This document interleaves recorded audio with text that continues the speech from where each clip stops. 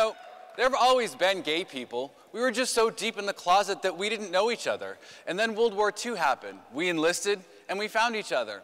In fact, San Francisco was a major wartime port. Now you know why the city by the bay is so fabulous.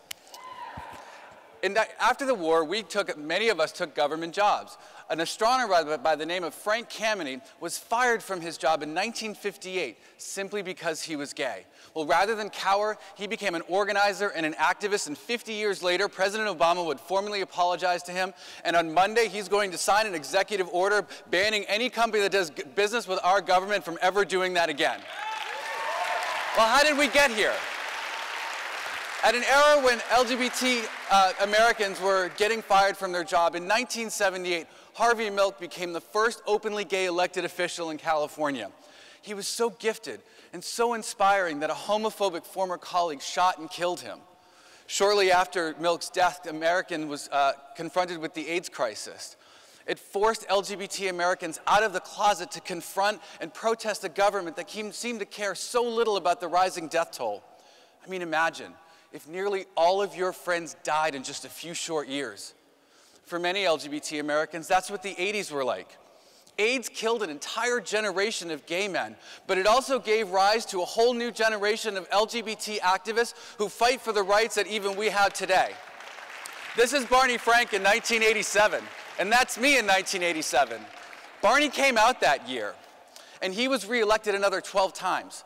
I'm from Massachusetts. That was the first time I had ever heard about gay people, and he was in a place of power. And since then, our ranks in Washington have swelled. We have 7 members of the House and 1 senator from places you wouldn't even imagine, like Riverside, California, Wisconsin, and even Arizona.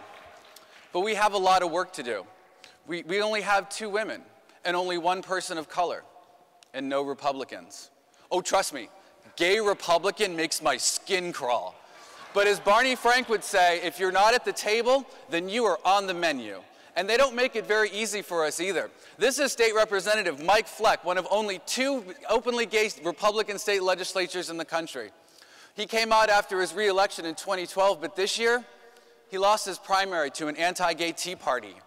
After the primary, some of Mike's colleagues said, you know what, we knew Mike was gay, but he didn't need to come out. If he had just stayed in the closet, he wouldn't have these problems. And that's the message that Republicans send, that if you come out, we will turn you out, and that prevents any good LGBT Republicans from ever getting a seat at that table. But this isn't just a Republican problem. This is State Representative Patricia Todd from Alabama. Oh, you heard me. Alabama elected an out lesbian to their state house. But the Democratic Party actually tried to stop her. The party and the establishment candidate that Todd had beaten in the primary, they used a law that hadn't been enforced since 1988 to try to knock her off the general election ballot because they felt her lesbian status would, be too bad for the party come November. Well, the Victory Fund stepped in and DNC Chairman Howard Dean stepped in, helped her mount a challenge. She won the right to be on that ballot, and she's doing some great stuff for Alabama ever since. Well, this is my first time in Michigan. What a great state. But you're behind Alabama. You don't have any openly LGBT state legislators, but you're going to change that. These are the 4 candidates that the Victory Fund is getting behind that are going to make history in November in Michigan. I want to end this talk on a very optimistic note. We have almost 500 openly LGBT Americans serving in office today. I think Harvey Milk would be so proud of what we have all accomplished, especially our biggest accomplishment to date. In 2012, we elected the first openly gay United States Senator. In her victory speech, Senator Baldwin said, I didn't run to make history. I ran to make a difference. And I think Harvey Milk would be proud. Nowadays, gay candidates campaign just like straight people by using their spouses and their children in their campaign ads. I mean, we just got the right to get married, and now we're using it to get votes.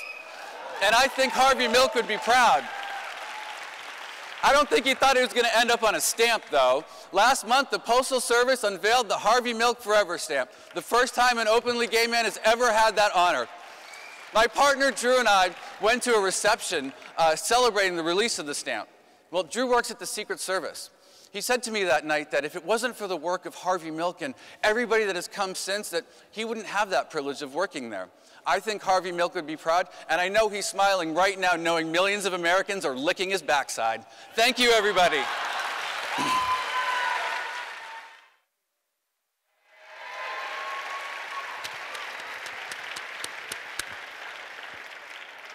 You know, I'm from